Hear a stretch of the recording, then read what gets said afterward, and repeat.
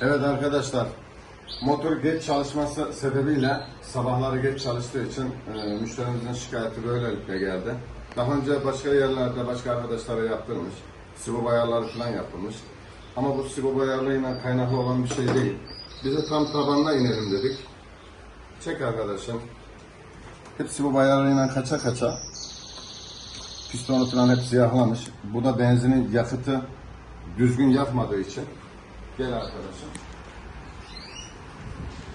Çoğu ustalarımız şöyle bir şey yapar. Buraya benzini döker.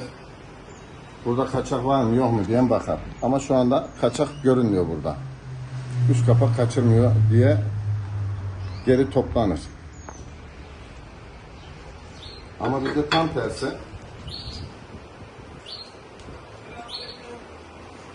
Sökerek sıvıklarla kaçak olduğunu öğrendik.